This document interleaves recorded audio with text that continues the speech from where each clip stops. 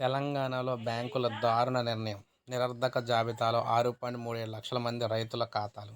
3 ఏళ్లకు పైగా రుణాలు చెల్లించలేదంటూ ఎన్పీఏలుగా నమోదు.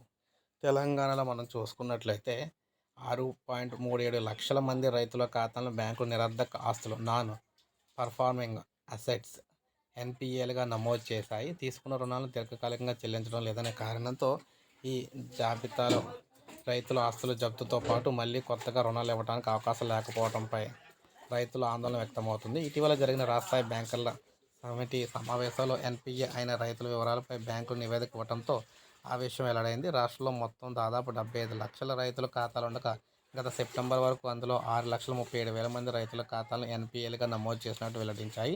ఈ రైతుల నుంచి అసలు వడ్డీ కలిపి 7,000 కోట్ల మేరకు వసూలు కావాల్సి ఉందని తెలిపారు. రైతులకు ఇచ్చిన మొత్తం రుణాలు 1,24,000 కోట్లు కాగా అందులో 6% మేరకు ఎన్పీఏ ఖాతాలను నుంచి వసూలు కావాల్సి ఉందని పేర్కొన్నారు. అసలు ఆ సాధారణ రుణాల్లో 3 కిస్తీలను చెల్లించని వారిని ఎన్పీఏలుగా బ్యాంకులు ప్రకటించి వారి ఆస్తులను జప్తు చేస్తాయి. పారిశ్రామిక రుణాల్లో ఈ విధానాన్ని నిక్కచ్చిగా అమలు చేస్తున్నారు. రైతు రుణాలను ఎన్పీఏలుగా ప్రకటించడం అరుదు. రాష్ట్ర బ్యాంకులు 3 ఏళ్లుగా పంట రుణాలు చెల్లించని వారిని ఎన్పీఏలుగా ప్రకటించాయన్నమాట.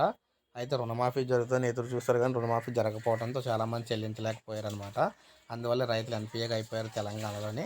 అయితే రేవంత్ సర్కార్ ఎప్పుడైనా సరే కనికరించి రుణమాఫీ చేసి వాటిని కూడా తీర్చాలని చెప్పేసి కోరుతున్నారు. సో ఇది మనకు లేటెస్ట్ అప్డేట్. ఒక లైక్ చేయండి, సబ్స్క్రైబ్ చేసుకోకపోతే మన ఛానల్ సబ్స్క్రైబ్ చేసుకొని ఫాలో అవుతూ ఉండండి.